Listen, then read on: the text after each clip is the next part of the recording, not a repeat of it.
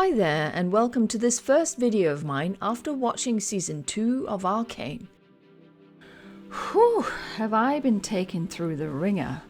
First, the thing happens we all wanted, only to end in a nasty break, Caitlyn going off the deep end. She bets another woman, ugh, but then coming to a most wonderful and steamy conclusion in episode 8. How is a woman to navigate this? Will this be the longest video I've ever made? Well, I've managed to divide all my many thoughts about the show into a few areas. This video will primarily be a deep dive into Caitlyn's dark arc, as I call it. I need to look into what the devil is going on with her before I can understand many of her actions when it comes to Vi. So the violin deep dive and a very thorough analysis of a certain scene comes later. In this video, I'm losing myself in Caitlyn. I'm letting myself loose in the darkness that Caitlyn is enveloped by. When I first watched Act 1, I especially had trouble understanding what was going on in these 3 scenes. The hug in the hallway, the kiss in the sewer system, and the rifle butt in Vi's gut. I'll do a thorough analysis of Caitlyn's actions, expressions, and feelings in all of Act 1 in order to interpret why she acts and says what she does in these 3 scenes. And perhaps that will shed some light on how she goes from this to this, and from this to this. How on earth did the lonely vampire spawn out of the cupcake? To begin this deep dive, I just want to quickly mention that I guess I was right in predicting that not only would Caitlyn be a lot darker in Season 2, but also have a much larger role in the plot. She has a definite main character vibe with all the screen time she gets in Season 2. Most of the plot in Act 1 actually revolves around her vendetta against Jinx, Vi caught in the middle. The first time we see Caitlyn is from behind, so she is distanced from us and from people in general, even Vi and her father. All she has focus on is her mother and her grief. Everything else is in black and grey. Interestingly enough, Vi still has colour, but I'll get back to that. The song that's playing reinforces this atmosphere of loss and powerlessness.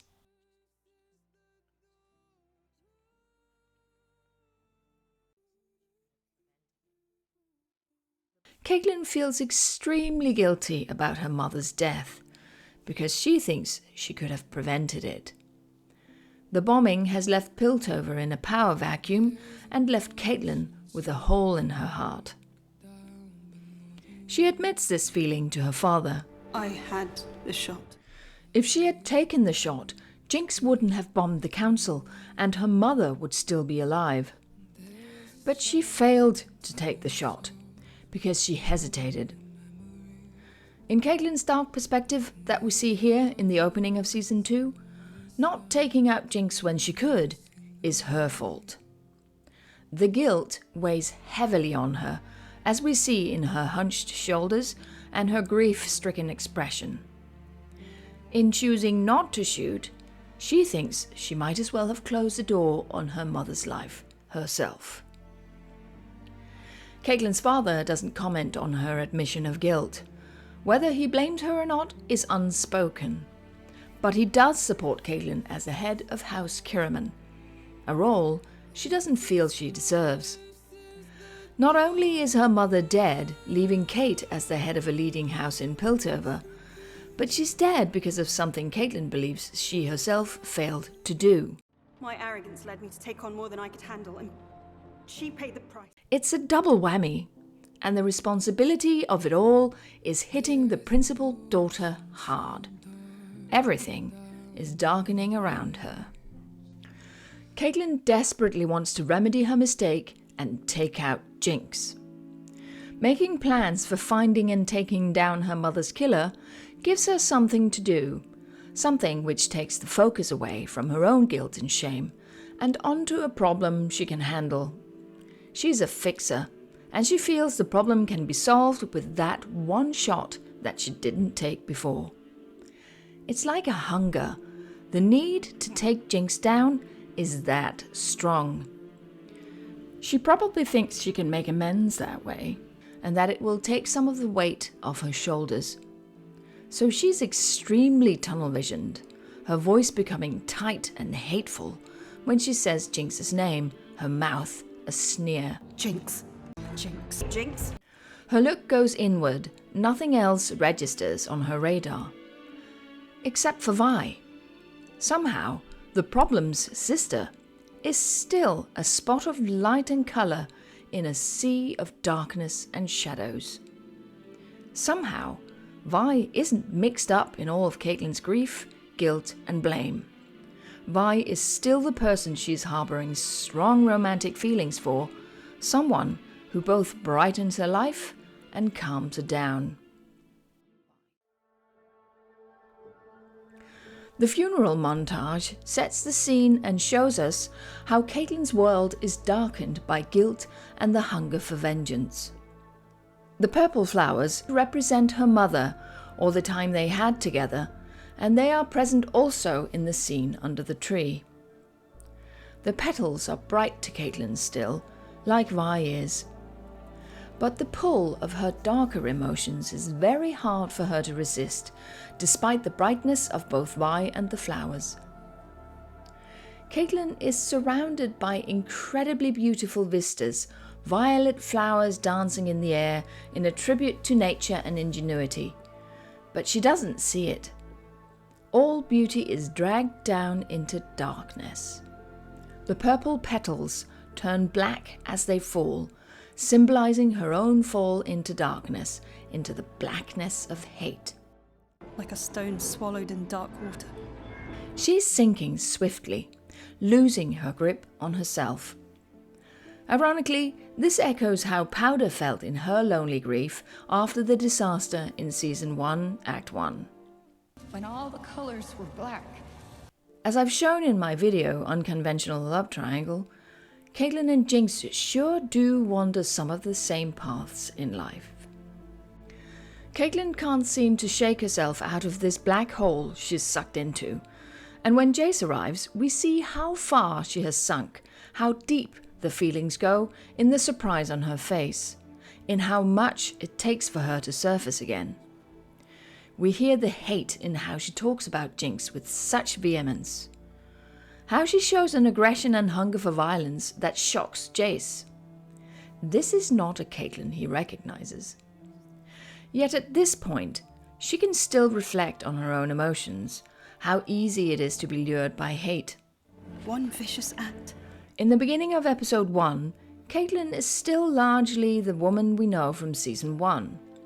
She speaks on behalf of the people, she doesn't make rash decisions, and she listens to what other people have to say and shows compassion. But as we see here, forces are at play that pull her away from her former so rational self, and though she seems to be aware of it happening, it's hard for her to stop it. So what is it that keeps Caitlyn stuck in the gloomy darkness of her own thoughts? The trail leads us back to one pivotal event, Jinx's mad tea party from the finale of season 1. Caitlyn is reliving the moment where she had the shot, the one she didn't take, the one she so desperately wants to take again. In order to understand why Caitlyn feels this way, we need to take a closer look at that crucial moment she's reliving. We need to re-examine that scene in order to fully understand her feelings in the beginning of Season 2 and her consequent actions at the end of Act 1 particularly. In the very first video I've ever made about Caitlyn's shower scene, I predicted that Caitlyn was going to get darker in Season 2. That the first signs of darkening were already showing in both the shower scene and the tea party. At the tea party, Caitlyn has managed to free herself of her ties and has Jinx's minigun trained on her. Jinx has given up her handgun and has her hands up, so from a rational standpoint, Caitlyn has the upper hand, and Jinx has surrendered. In a manner of speaking, there are two choices here. Does she shoot Jinx, or spare her life? But behind this duality, there are multiple perspectives and motivations at war at the same time, making Caitlyn hesitate as to what choice to make. First of all, Jinx is unarmed, and Caitlyn is not a killer. She shoots to capture and incapacitate, not to kill. She's not one to take kill shots lightly. And she can't precision shoot with Jinx's weapon, so it's either or. On the other hand, it's her duty as an enforcer to take out a dangerous threat to society, which Caitlyn knows unequivocally that Jinx is. Caitlyn also knows firsthand that Jinx is extremely unpredictable and volatile. She's a dangerous killer wanted for murder, and Jinx has already tried to kill her at least twice. Caitlyn's choice is therefore biased, since she has been the victim of Jinx's aggressions, so she has a personal motive for payback, a growing feeling of hate. Not something the level-headed detective usually deals with. Vi begs her not to shoot, and since Caitlyn is in love with Vi, she instinctively listens to her wishes and wants to follow them. And because she loves Vi, Caitlyn wants to protect her. She probably feels she has to take out Jinx to save Vi. And lastly, if Caitlyn shoots Jinx, she may forever ruin her budding relationship to Vi, because Vi might not forgive her for killing her sister. Caitlyn understandably hesitates because of all these considerations, the last two in particular. Caitlyn's mind is at war with itself, between her most personal and selfish feelings, and her duties as an enforcer and keeper of the peace. But whatever she may or may not have decided in that split second is moot, however, because Jinx takes action. She unarms Caitlyn and knocks her out cold, the window of opportunity closing in an instant. Jinx is free to unleash her destruction. This short instance gives Caitlyn three people to blame. Herself for hesitating, Jinx for taking her choice away and of course for killing her mother, and then Vi. She's the reason behind a lot of Caitlyn's hesitation, and she is the sister of the one who murdered her mother. So, I think we have enough information to get into the first of the ambiguous scenes I mentioned in the beginning. Caitlyn is, as we've seen, in a fog of grief, trying to be the adult for her father's sake and taking on the new responsibilities of being the head of House Kiriman. And we see Vi walking on eggshells around her grieving friend. She feels extremely guilty about her sister killing Caitlyn's mother, and of course she feels responsible for Jinx's actions. I'm the one who created the monster. But despite this, Vi doesn't run away. Her sense of responsibility also makes her stay, so she can try to make amends by being there for Caitlyn somehow. And she loves Caitlyn, so she wants to stay for her, though it's difficult. But she dares not interfere or interrupt, because she fears Caitlyn's reaction. She fully expects that Caitlyn blames her for making Caitlyn hesitate, for being Jinx's sister. So when Caitlyn finally comes to speak to her, she's completely taken aback when Caitlyn throws herself in her arms, finally letting her pent-up tears spill on Vi's shoulders. We see the awkward surprise in Vi's hands that are in fists. She's not touching Kate with her hands at first, but awkwardly holding her up. Based on the events at the tea party and after, this is not what Vi anticipated. But for some reason, Caitlyn doesn't seem to blame Vi at all. Instead, Vi is still her partner and friend, a safe haven for her, a shoulder she can lean on and cry on. Something she can't with her father. Though Caitlyn is very engrossed in her grief over her mother and her hate for Jinx, Vi is still seen in a positive light by Caitlyn, which we literally see in the funeral montage, where Vi is the only one in colour apart from Caitlyn and the mother, not even her father. Caitlyn's love for Vi somehow exempts Vi from blame. It takes longer than I thought it would for Vi to open her fists and relax into the embrace. But maybe Vi fears her own reaction. Maybe she won't be able to keep her hands from wandering.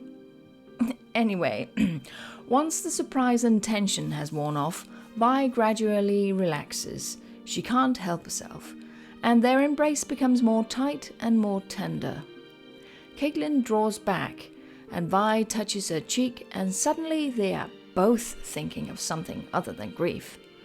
But though Caitlyn may not be accusing Vi of anything to do with her mother's death, she's definitely confused about what her love for Vi means in these strange circumstances, so she pulls away. Poor girl. The conversation after this tender moment further proves that Caitlyn is not lumping Vi together with Jinx. In fact, she has divided everything into two neat boxes, an us and a them. Either you are on the side of Pilty and Forces, or you're not. And for Caitlyn to continue to love Vi unproblematically, she needs Vi to be on their side.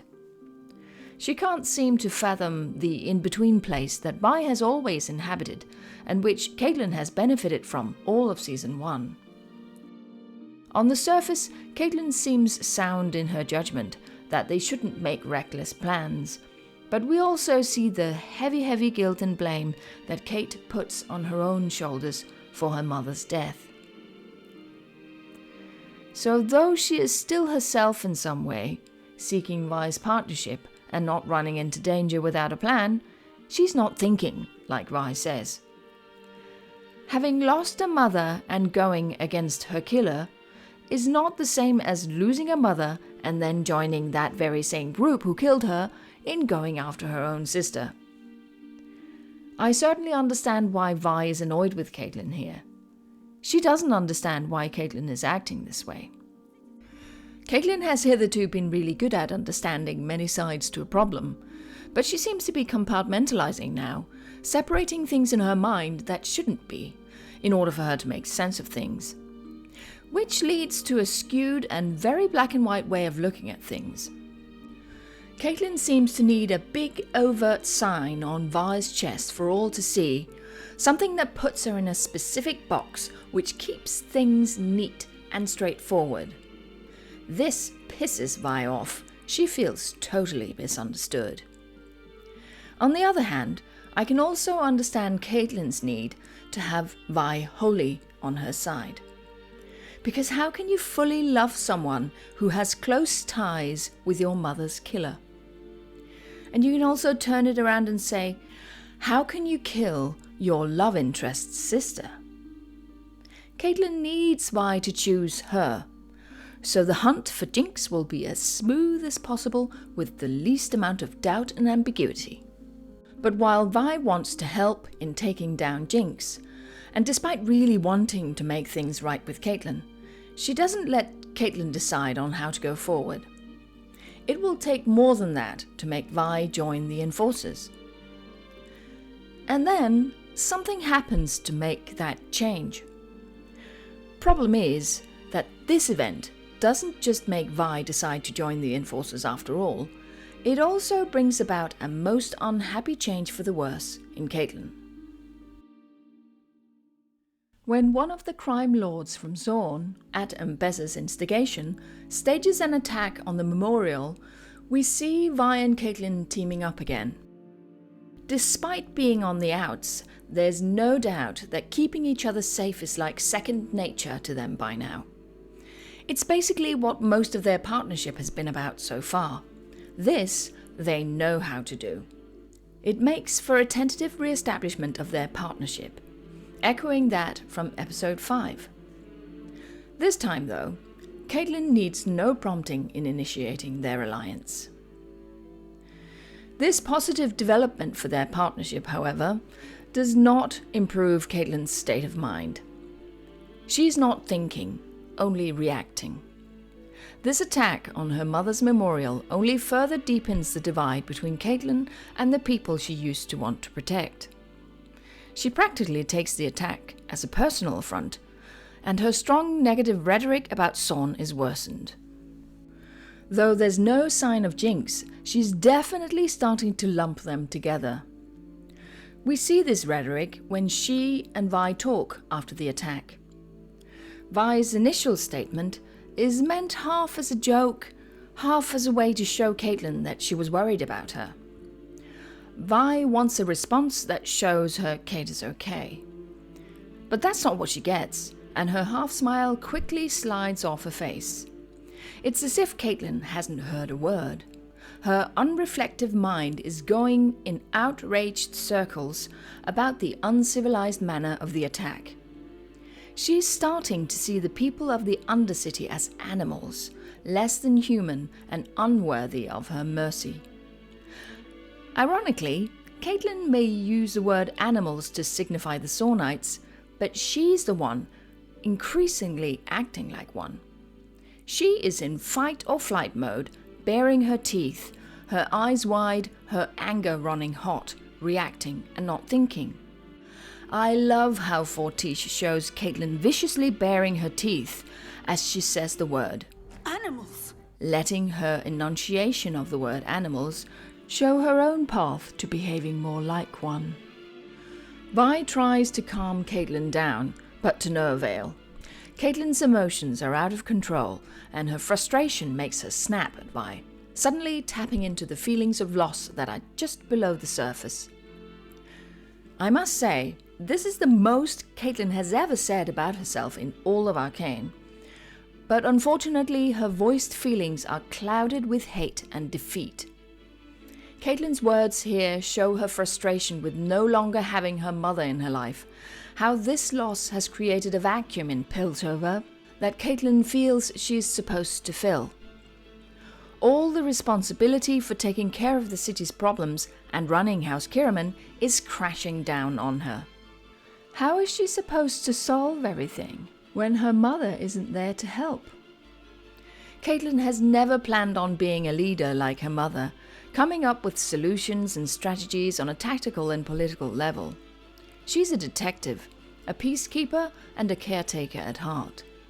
But circumstances have shoved these skills to the side, and she is flailing in her hate and loss. Kate's words at the end turns the conversation away from obligation and responsibilities and onto Caitlyn's own grief. Vi catches this, finally finding common ground, flipping the metaphor to being about the vacuum in Caitlyn's own life. She says that the hole in Caitlyn's heart will never be filled entirely. Losing a mother is something Vi has personal experience with, and we can see how Caitlyn, despite her storm of frustration and hate, immediately understands Vi's meaning. Caitlyn shouldn't actively try to fill up the space in her heart where her mother was, because it never will be completely filled.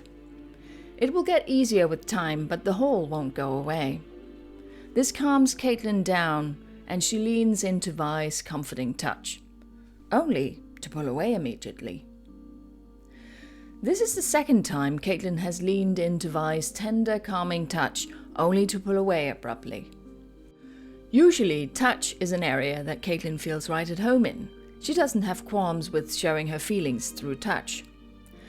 But here, it's as if she fears filling the hole in her heart with Vi. As if it's wrong somehow to think loving thoughts, to receive comfort when her mother is dead. Whatever pull Vi has on her, Caitlyn is trying to resist it. She dares not let herself receive Vi's love for some reason. Very different from Season 1, where I felt she pursued love actively, at least in Episode 8. But she will accept Vi's help. No matter what, Caitlyn wants Vi in her life, and on her side. So she returns to her earlier topic of Vi joining the Enforcers. She apologizes for not talking to Vi first about receiving a badge, but at the same time expresses her belief that she can only successfully bring in Jinx with Vi's help. It's all coming apart. Caitlyn is deeply troubled and doubting her own abilities. You can almost say that her center cannot hold without Vi. And this is the moment that Vi chooses to go all in on becoming an enforcer. I'll make a thorough deep dive into Vi later on and try to interpret why she makes this decision here.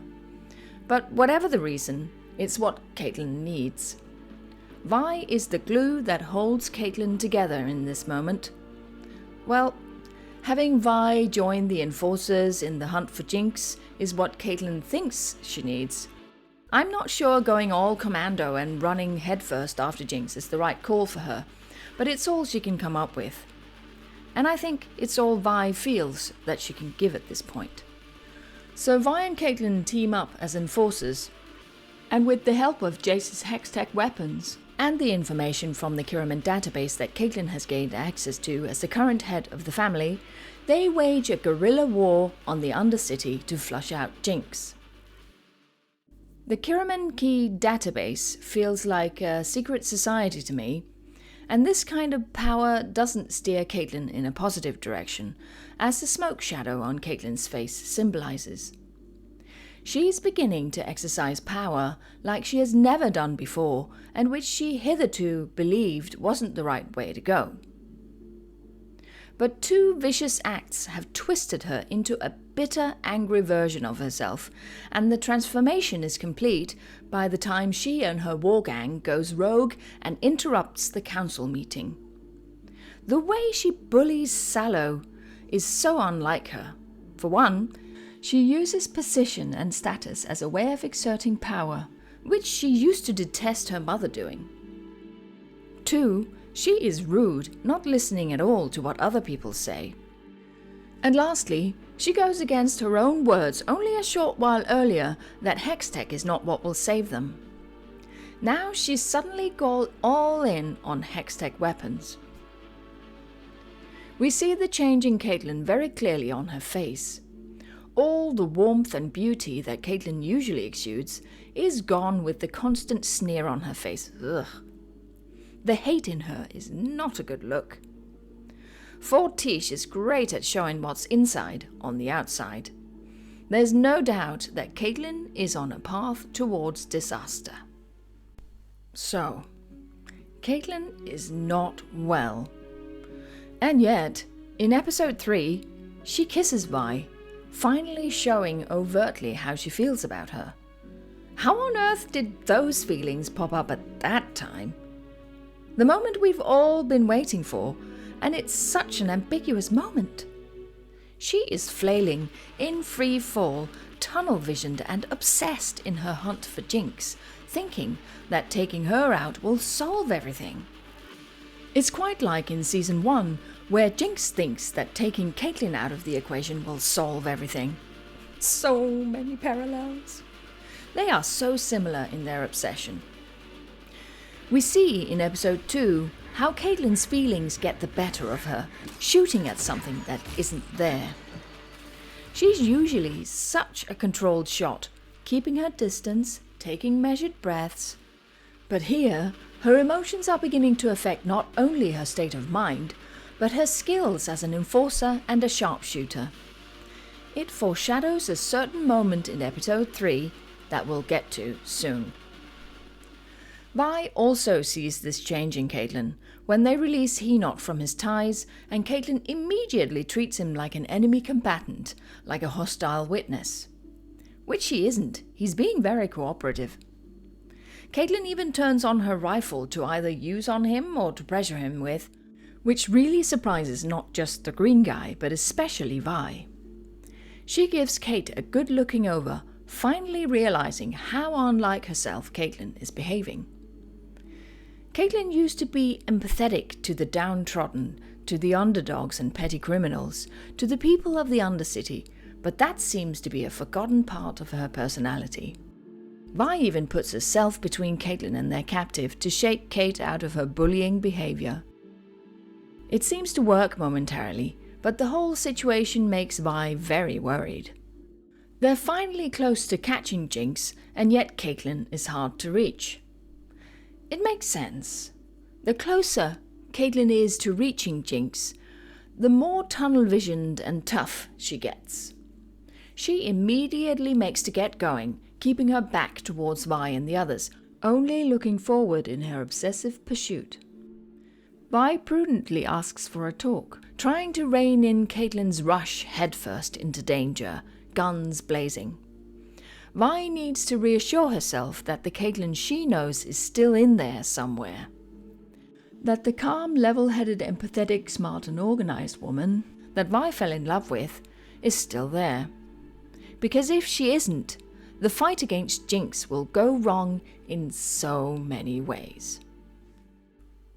So, we get the scene we've been waiting for. Set in a dank sewer at a time where romance seems to be a long-lost dream. If I were to stage a kiss in this situation, I would expect it to be a passionate kiss after an expression of fear of losing each other, heading into mortal danger. But that's not what we get, really. We get Vi expressing fear of losing Caitlyn, yes, but not as in lose her in death, but as a person. It's fear of losing Caitlyn to change, to darkness. It's a different kind of fear, and so Caitlyn's reaction is different. But that doesn't explain the heavy sigh she gives right before she kisses Vi. Why does she do that? What does it mean? Does she feel sorry for Vi? Is she exhaling pent-up feelings of longing? Her face doesn't match that, though. Even though she does look at Vi's lips, that's not passion or desire on her face. So is she trying to console Vi? Placate her in some way? Is she distracting Vi from the real issue? I really think Caitlyn is hard to read. Whereas it's a lot easier to see what's going on in Vi's head. She has always carried her emotions on her sleeve and expressed her feelings overtly and verbally.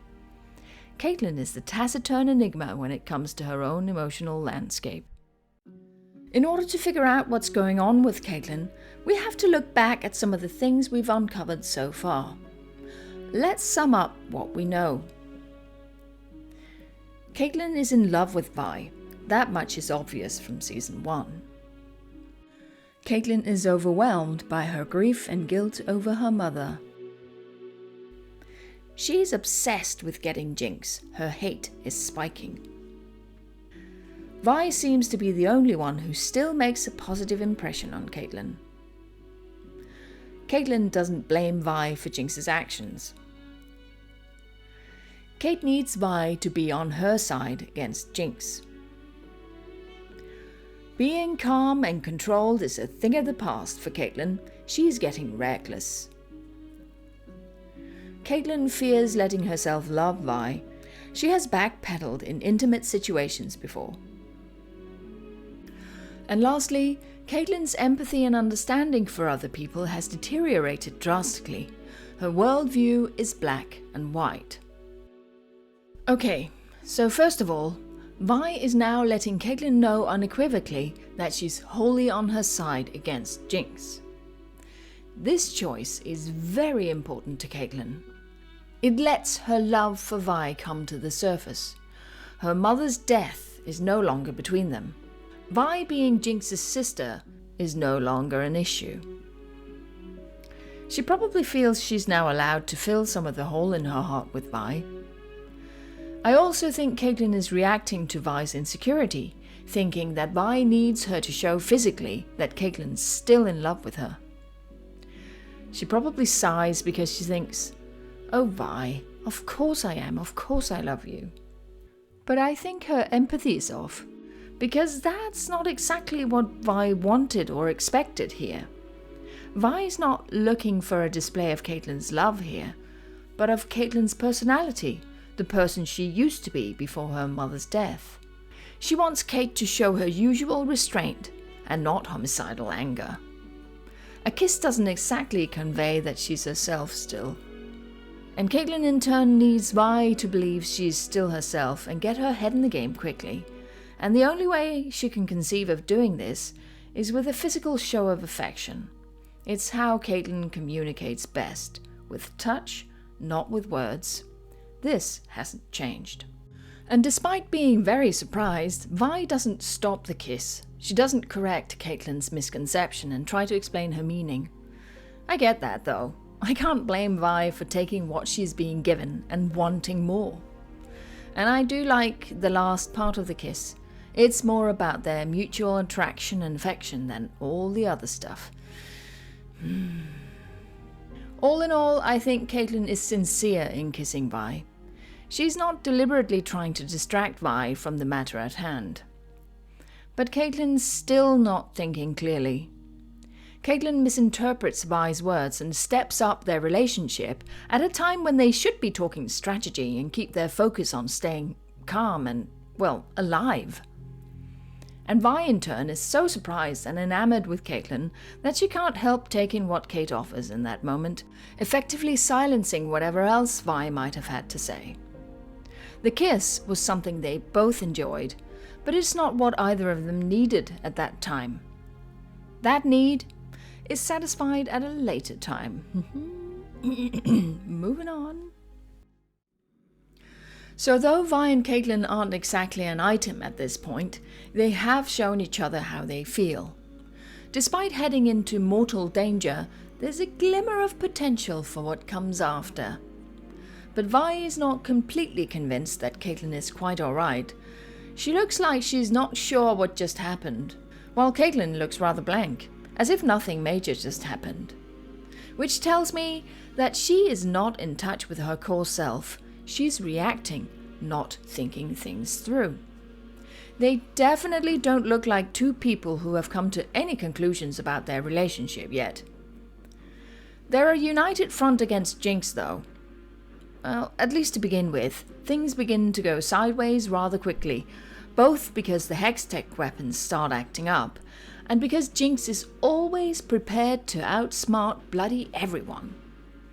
Caitlyn should have seen this coming and be better prepared for it, but she's not her usual self as we've seen.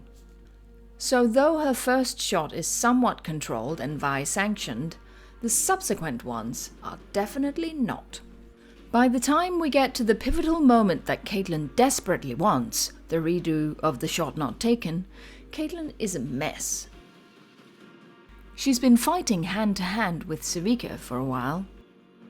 She's been indirectly hit by one of Jinx's bombs. She's been sapped repeatedly by the Hextech glitches, something we see really hurts Savika too. And the Hextech glitches has actually made her weapon unreliable. It has misfired. Her hate and anger has gotten the better of her, any remnant of control long gone. I'm pretty sure the shot that takes Jinx's finger off was supposed to take her head off. So when Isha comes between her and Jinx, and when Vi comes between as well, she should stop. But she can't. She's too far gone. Oh, irony of ironies. So Vi has to stop her, and she's right, she shouldn't have had to. Because Caitlyn has let her own arrogance take on more than she can handle. She cannot see that even though she's usually such a controlled shot who never misses, she very easily could have this time. She's exhausted, most likely injured and not level-headed at all. No controlled breaths, no detachment. And this condition makes her unable to see this. She doesn't understand Vi's perspective. Her own tunnel-visioned obsession with Jinx clouds her judgment completely. In her skewed view, Vi is suddenly the one to blame. Because Vi makes Caitlyn miss. Let me explain. After kissing Vi only a short while earlier, Caitlyn now makes a drastic turnabout. Up until that point, Vi wasn't to blame for anything. All Caitlyn has felt up until that moment was a desire to have Vi wholly on her side. She has wanted Vi to be against Jinx, taking some of the focus away from her own guilt towards herself and focusing it on Jinx instead. Vi's support in going against Jinx has thus taken some of Caitlyn's own culpability away. I'm sure the fact that Caitlyn is in love with Vi is a factor too, But feeling happy feelings is not really something that has come easy for Caitlyn in her grief. So Vi being her partner against her own sister helps Caitlyn so much more. But now, this dichotomy that Caitlyn has created is falling to pieces around her. In this black and white version of reality, Vi has suddenly switched sides. Which means that she cannot separate Vi from Jinx anymore. And therefore, she's beginning to see Vi's culpability in everything too. Caitlyn starts to believe that Vi is to blame for her mother's death too. She made Caitlyn hesitate. She has Jinx's blood in her veins. Vi is Caitlyn's weakness. And now when she had the shot again, Vi has come between Caitlyn and her mark once more. So in a snap moment, it all comes crashing down, and Caitlyn can no longer accept her own feelings for Vi. In Kate's view, she has to break free of Vi. She's a bad influence. Only an hour or more before, she was convincing Vi that she wasn't changing, that she was invested in their relationship. I think she was sincere. But now, she cannot love Vi anymore for reasons that previously weren't important, but they certainly are now. Vi makes Caitlyn miss. And why is this so important? For one, it's because being a good marksman and sharpshooter is such a big part of her identity. Her rifle is an extension of herself and gives her agency. Missing her mark means failing as a person. But this doesn't explain why she would be so rigid and one-sided. Well, as Vi points out, it's because Caitlyn is acting like Jinx. She has become more like her own enemy.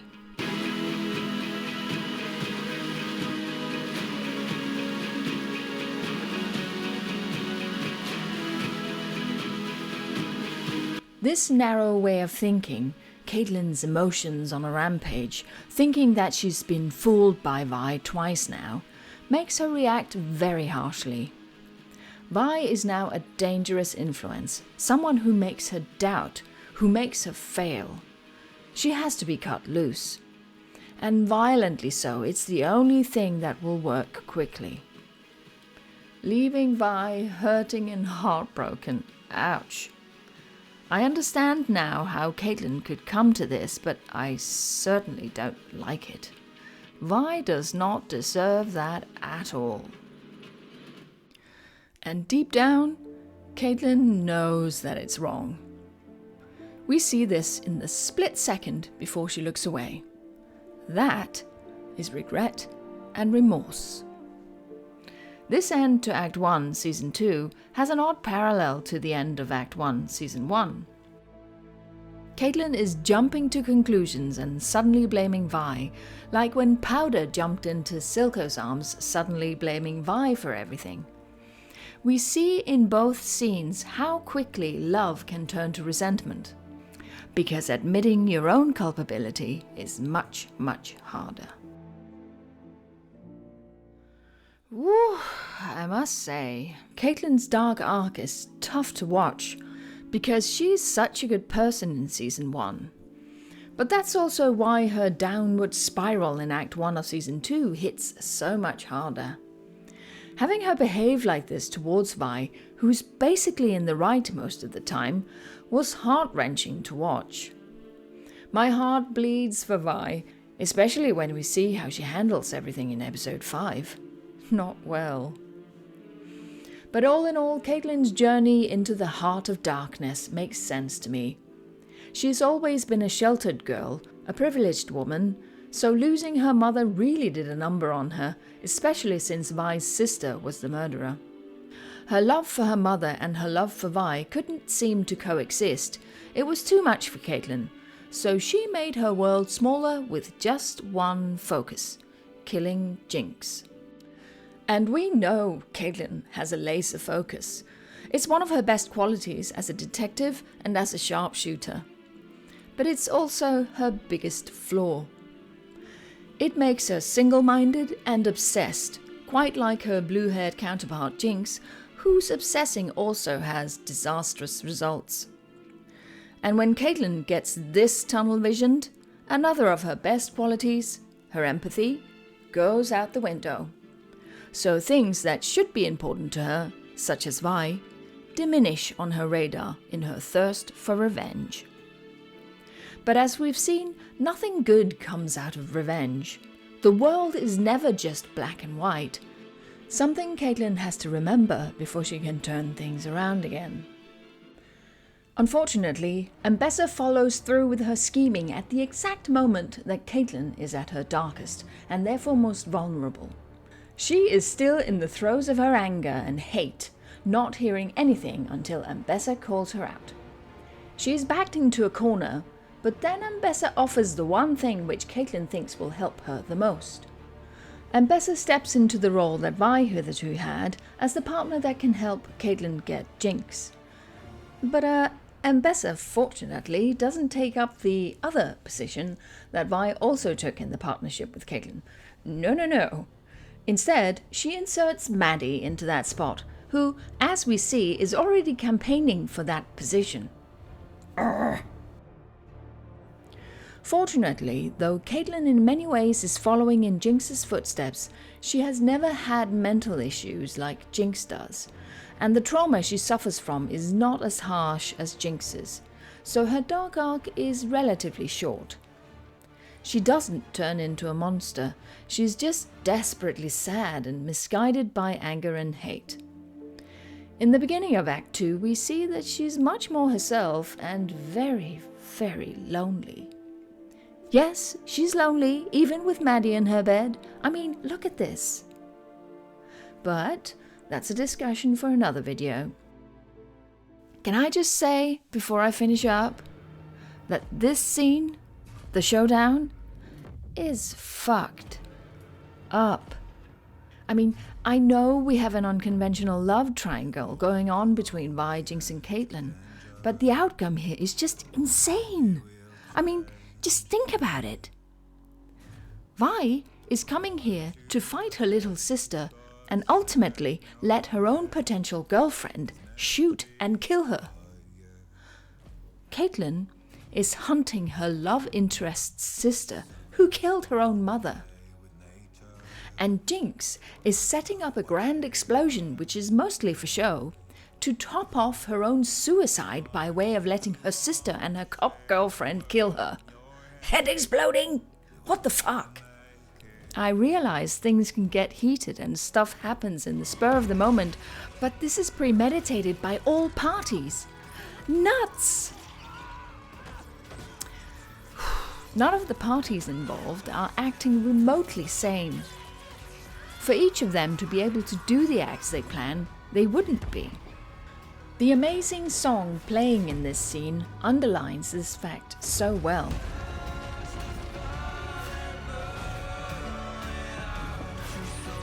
The fire is not burning in your soul, but burning out your soul. All humanity is burnt away in this wild scene. They're all acting like animals, especially Caitlyn. She's practically feral. Well, there's one exception, someone who's not animalistic. Yes, you guessed it. The only one acting like a human being is Isha. And once she's inserted into the mix, it has a shocking effect on everyone, making them rein in their violence, their own sanity returning. Vi recovers her humanity first, Jinx second, and Caitlyn, she doesn't return to sanity. She cannot shake the fire, the hate, the anger. She has gone too far down the rabbit's hole and never left the mad tea party. She is so determined to take that shot that nothing, not even Vi, will change her mind.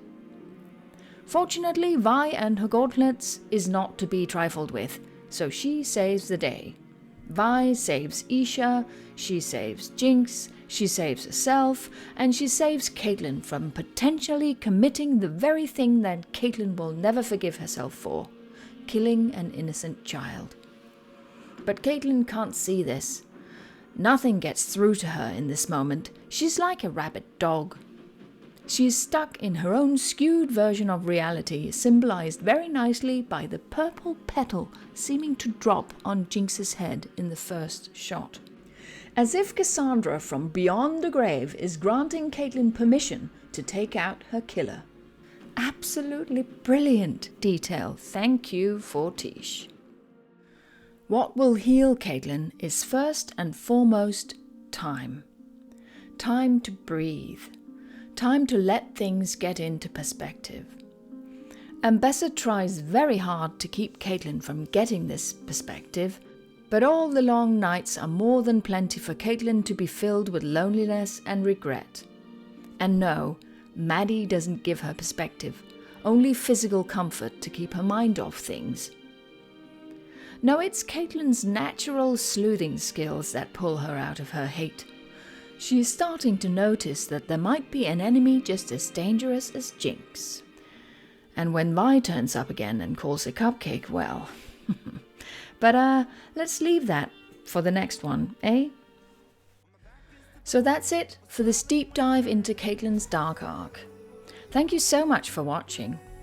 I must say, I've enjoyed the last 3 years immensely. A big thanks goes out to my subscribers for being wonderful and so interesting to discuss with. I recently started a podcast show with Juby, whom I met through discussing Arcane.